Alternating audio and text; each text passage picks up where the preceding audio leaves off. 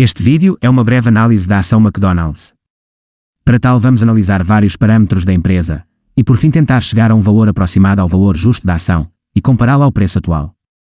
Vamos analisar os seguintes parâmetros: crescimento, dividendos, património e endividamento, lucro, número de ações em circulação e por fim o preço. Mas primeiro vamos a uma breve introdução da companhia. A McDonald's Corporation é a maior cadeia mundial de restaurantes de fast food, servindo cerca de 68 milhões de clientes por dia em 119 países através de 37 mil pontos de venda. Original dos Estados Unidos, a empresa começou em 1940 como uma pequena churrascaria operada por Richard e Maurice McDonald. Se tiverem curiosidade pela história da companhia, recomendo o filme O Fundador. Ao contrário do que muita gente pensa, a principal fonte de rendimentos da companhia não vem da venda de alimentos, mas sim de aluguer de terrenos. Como assim? O que acontece é que a McDonald's é dona de todos os terrenos onde estão localizados os franchisings, que por sua vez são alugados aos franchisados. Esta forma de operar torna a McDonald's a segunda maior entidade detentora de imóveis, apenas ficando atrás da Igreja Católica. Crescimento. A McDonald's apresenta em média um crescimento dos lucros por ação de 13% ao ano nos últimos 5 anos. A receita bruta diminuiu de 25 mil milhões em 2016 para 22 mil milhões em 2021, tendo caído em média 2,5% ao ano neste mesmo período. Por sua vez, o lucro líquido aumentou de 4,8 mil milhões para 7,22 mil milhões neste mesmo período. Por último, o fluxo de caixa livre aumentou de 4,22 mil milhões para 6,65 mil milhões nos últimos 5 anos, e foi em média 5,3 mil milhões ano. Dividendos.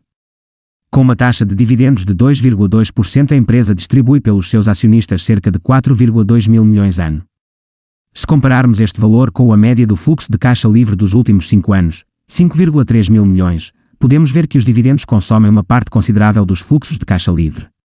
Para além de serem usados para pagar dividendos, o fluxo de caixa livre, ou em inglês, free cash flow, pode também ser usado por uma empresa para recomprar ações, pagar dívida, reinvestir nela própria, ou fazer aquisições. Património e endividamento. Os ativos totais são de 52,6 mil milhões, e o total de passivo de 60 mil milhões. Subtraindo estes valores, temos o património líquido da empresa, menos 7,4 mil milhões de dólares em 2020. Os ativos correntes são de 6,2 mil milhões, e os passivos correntes de 6,18 mil milhões. Se dividirmos a dívida total da empresa sobre a média do fluxo de caixa livre dos últimos 5 anos, os tais 5,3 mil milhões que calculamos anteriormente, vemos que a empresa irá demorar mais de 11 anos a conseguir pagar toda a sua dívida com o fluxo de caixa livre que gera. Sendo que para mim este valor deve-se manter abaixo dos 5 anos, considero a McDonald's uma empresa com um nível de endividamento relativamente elevado. Para além disso, os ativos correntes são praticamente idênticos aos passivos correntes, significa que a empresa pode ter dificuldade em pagar as dívidas que tem no curto prazo. A não melhorar, o facto da dívida total da empresa ser superior aos seus ativos, de uma forma muito simples, estamos a comprar uma dívida de menos 7,4 mil milhões avaliados em 192 milhões. Certamente não será pelo património que vamos querer investir nesta empresa. Lucro.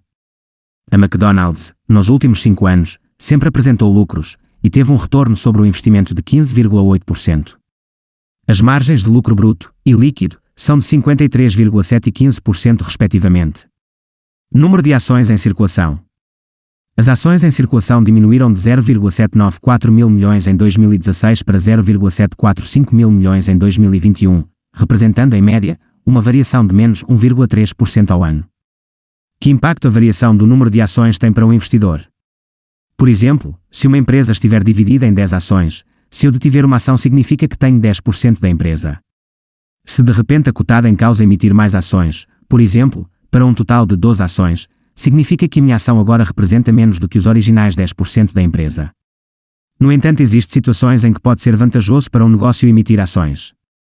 Por exemplo, se um CEO de uma empresa achar que as ações estão a ser comercializadas a um valor mais elevado do que o valor que ele acha que valem, então emitir ações poderá ser uma forma de financiamento alternativa a contrair dívida.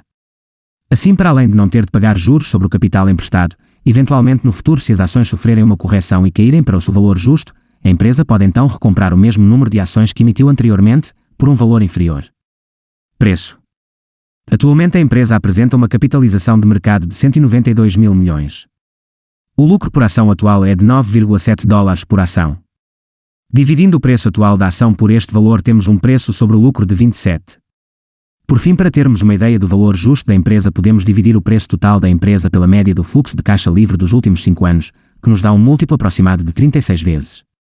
Tendo por base um múltiplo de 20 vezes, à primeira vista pode parecer que a empresa se encontra consideravelmente acima do seu valor justo. No entanto, o múltiplo de 20 vezes é apenas um ponto de partida. Empresas melhores merecem múltiplos mais altos, e vice-versa. Para além disso, resultados passados não são prova de resultados futuros. Conclusão. Resumindo, a McDonald's apresenta múltiplos de preço elevados e um crescimento moderado.